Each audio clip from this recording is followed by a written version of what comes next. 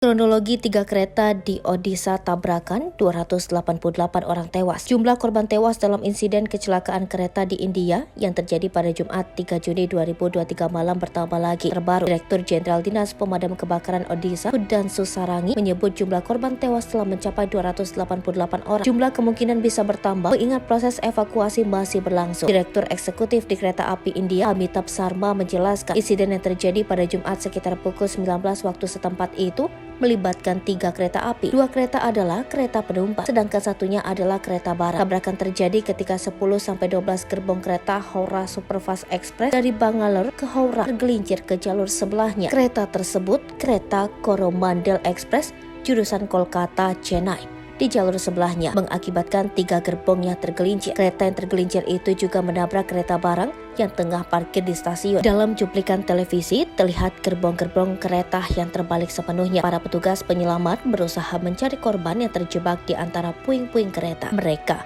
memanjat atap kereta untuk memecahkan kaca pintu dan jendela. Seorang korban yang selamat mengatakan kepada reporter berita TV lokal bahwa dia sedang tidur ketika kecelakaan itu terjadi. Dia kemudian terbangun dan menemukan dirinya terjebak di bawah belasan penumpang lainnya. Penumpang itu tak sadar bagaimana dia bisa merangkak keluar dari gerbong dengan hanya luka di leher dan lengannya.